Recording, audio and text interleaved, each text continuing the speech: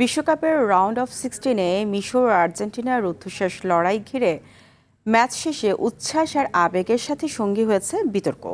Referring নিয়ে প্রশ্ন, ষড়যন্ত্রের অভিযোগ আর সামাজিক মাধ্যমে তুমুল আলোচনা সব মিলিয়ে কোয়ার্টার ফাইনালের আগে এখন এই ম্যাচটি বিশ্ব ফুটবলের সবচেয়ে বড় আলোচনার বিষয়। তবে এত সব বিতর্কের আড়ালে কি চাপা পড়ে যাচ্ছে আর্জেন্টিনার অসাধারণ প্রত্যাবর্তনের গল্প? আর মাঠের ফুটবলই বা কি বলছে, জানাচ্ছেন মুমসাদ্দিন নুরি। রাউন্ড অফ 16-এর ম্যাচে মিশরের বিপক্ষে রুদ্ধশ্বাস জয়ের পর এভাবেই উল্লাসে ফেটে পড়েন আর্জেন্টাইন সমর্থকরা। ম্যাচ জয়ের পর অশ্রুসিক্ত লিওনেল মেসি। অন্যদিকে হতাশায় মাটিতে লুটিয়ে পড়ছেন একের পর এক মিশরীয় ফুটবলার। গোটা ম্যাচটাই ছিল যেন আলফ্রেড হিচককের সাসপেন্স থ্রিলার জনরার কোনো এক সিনেমার দৃশ্য। মিশরের বিপক্ষে এমন রোমাঞ্চকর জয়ের পর ম্যাচ শেষে আবেগ ধরে রাখতে পারেননি কুল হেডেড আর্জেন্টাইন বস লিওনেল স্কালোনিও। ম্যাচ পরবর্তী ইন্টারভিউতে আবেগে বারবার কণ্ঠ কেঁপে উঠছিল তার। সাংবাদিকদের প্রশ্নের জবাবে তিনি বলেন, আমি দুঃখিত, আমি আবেগতাড়িত হয়ে যাচ্ছি। আমার আসলে বলার কোনো ভাষা নেই। কি দারুণ একটা দল। শেষ 16-র একটি ম্যাচ জেতার পর বিশ্বকাপ জয়ী আর্জেন্টিনা কোচ স্কালোনির আবেগই বলে দিচ্ছে কি অসাধ্যই না সাধন করেছে তার দল।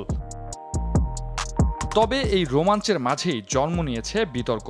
মিশরের বাতিল হওয়া একটি গোল ঘিরে ক্ষোভে ফেটে পড়েন কোচ হোসাম হাসান। তার অভিযোগ সবকিছুই টাকার খেলা, মেসিকে টুর্নামেন্টে রাখতেই এমন সিদ্ধান্ত। অভিযোগের পক্ষে কোনো প্রমাণ না থাকলেও থামছে না বিতর্ক। অনেক বিশ্লেষকের মতে এটি রেফারিংয়ের স্বাভাবিক অসঙ্গতি ছাড়া আর কিছুই নয়। কিন্তু বালুগুনের লাল কার্ড বিতর্কে ডোনাল্ড ট্রাম্পের অযাচিত হস্তক্ষেপের পর ফিফাকে ঘিরে জনমনে বেড়েছে সন্দেহ।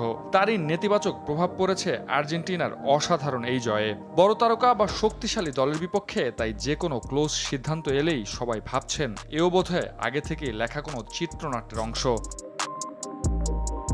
আর্জেন্টিনা বা ফ্রান্সের মতো বড় দলগুলো বছরের পর বছর কোচিং, অবকাঠামো উন্নয়ন ও ট্যালেন্ট স্কাউটে ধারাবাহিক বিনিয়োগ করে। এছাড়াও বড় দলগুলোর অধিকাংশ ফুটবলার খেলেন ইউরোপের টপ লেভেল কম্পিটিটিভ ফুটবল। ফলে মাঠের ফুটবলে skill, technique, physical advantage, decision making ও কঠিন মুহূর্তে নার্ভ ধরে রাখতে পারায় ছোট দলগুলোর চেয়ে স্বভাবতই এগিয়ে থাকে এবং এইসবই শেষ পর্যন্ত গড়ে দেয় পার্থক্য।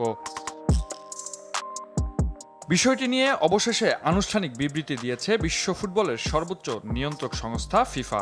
সংস্থাটির প্রধান রেফারিং কর্মকর্তা ও সর্বকালের অন্যতম সেরা রেফারি পিয়েরলুইজি কলিনা বলেন, কোনো ব্যক্তি বা প্রতিষ্ঠানের প্রভাবেই ম্যাচ পরিচালিত হয় না। এমনকি ফিফার সভাপতিরও রেফারিদের সিদ্ধান্তে হস্তক্ষেপের সুযোগ নেই। মুমসাদ্দিন নুরি, RTV।